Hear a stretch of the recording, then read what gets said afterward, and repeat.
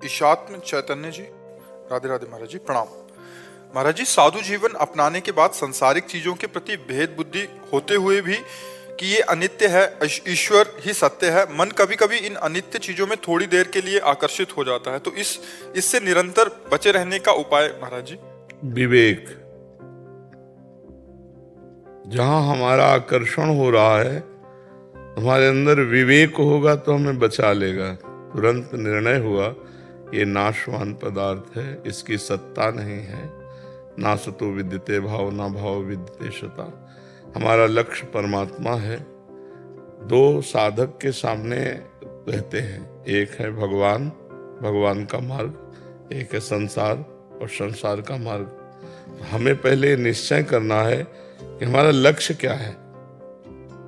भगवान, तो हमारा मार्ग क्या है? भगवत मार्ग। फिर हम संसार की तरफ आकर्षित होते हुए मन को सहयोग न दें। ऐसा नहीं कि मन आकर्षित नहीं होगा, मन आकर्षित होगा। मना कष्टान इंद्रियाणि प्रकृति स्थान करसति। इनका स्वभाव है नीचे की तरफ जाना, नीच गति होना। हमारा लक्ष्य हमको बचाएगा। हमें लक्ष्य की तरफ ध्यान रखना, यह हमारा लक्ष्य नहीं है। जैसे बढ़िया खीर बनी हो, भूख भी लगी है, लेकिन कान में कोई विश्वसनीय आदमी के देश में जहर मिला है तो हम नहीं खाएंगे। ऐसे ही हमारे महापुरुषों ने इसे विषवत बताया भोगों को। ब्रह्मादिक के भोग सब विष सम लागत है।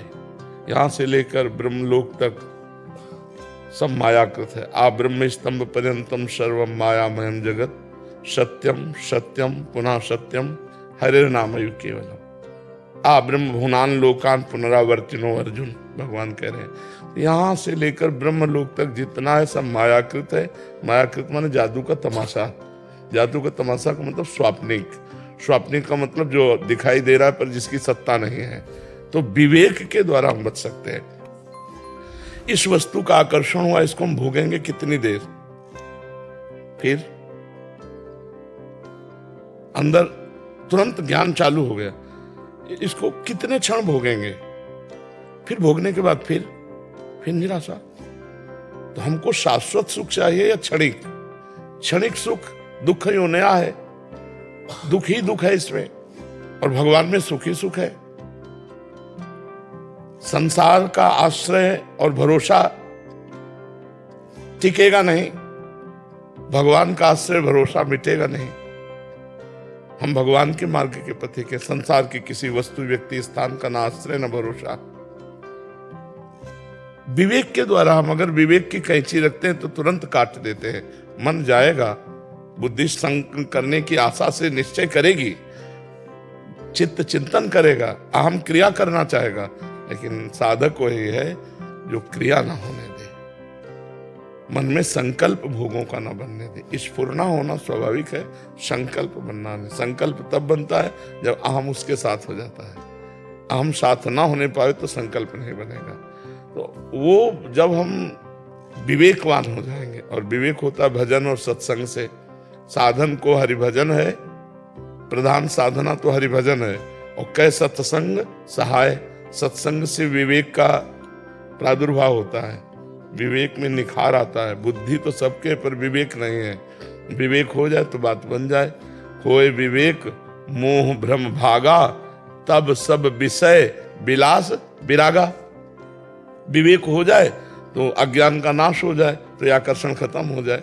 तो विवेक कहाँ मिलता है? बिन सत्संग विवेक न होए, और राम कृपा बिन सुलभ न सोई। भगवान की कृपा के बिना सत्संग नहीं मिलता, और सत्संग के बिना विवेक नहीं होता, और विवेक के बिना मोह भ्रम का नाश नहीं होता, और मोह गए बिन राम पद होए न दृढ़ अनुराग। भगवान के चरणों में प्रीति बिना मोह गए नहीं होती। इसलिए हम नाम जप करें और सत्संग सुनते रहें, और विवेक के द्वारा हम अपना लक्ष्य देखें। हमारा लक्ष्य नहीं, जैसे हमें बाजार जा रहे हैं, हम इत्र लेना है, तो पार्श्व में बहुत सी दुकानें हैं, तो हम लुभायमान होकर खड़े थोड़ी हो जाते हैं, क्योंकि हमारा पहले निर्णय है कि मुझे इत्र लेना है। तो सब क्रॉस करते चले जाते हैं, इत्र की दुकान में गए, इत्र लिया, चले आए। ऐसे हमें चलना है संसार में। हमारा लक्ष्य है भगवत मार्ग, प्रिया प्रीतम।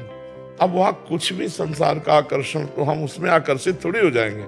जिसका लक्ष्य दृढ़ रही है, वो भी मनोरंजन में लग जाएगा। आज के सत्संग में था कि साधक भगवत प्राप्ति भविष्य में चाहता है, वर्तमान में नहीं।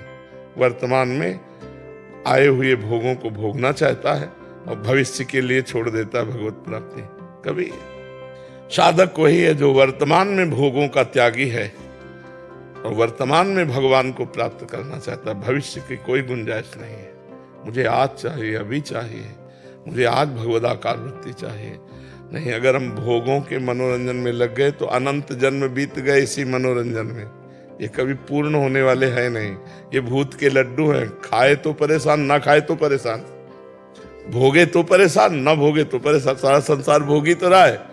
जो भोगे वो परेशान है कि जो मैं चाह रहा था वो तो मिले नहीं, क्योंकि परमात्मा का अंश प्रकृति से कभी तृप्त नहीं हो सकता।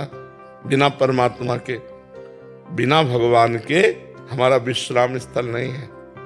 तो अब हम चाहे प्रकृति को जितना भोग ले, विश्राम मिलने वाला है नहीं। कुछ कर डालो, कुछ नहीं मिलने वाला, बस एक भ्रम, बार बार नया भ्रम। तो हम अपने मन को समझावें कि इन भोगों में सुख नहीं है, केवल आकर्षण है, कोरा आकर्षण है। कौन सा ऐसा पदार्थ है जो खाने के बाद विष्ठा नहीं बन जाता? खा के तुरंत तो उल्टी कर दो तो देखने लायक नहीं रहे। अच्छा, सब खा पी के रुपया पैसा कमा के मन आखिरी में काम सुख में जाता है। कहाँ है? मलमूत्र के द्वारों में। क्या है? विवेक के द्वारा देखो ना, है क्या? कुछ नहीं। मांस के लोथड़े को सुंदर आरोप देकर, सुख की भावना करके एक दूसरे पर आकर्षित होकर जन्म के जन्म नष्ट होते जा रहे। क्या मिला?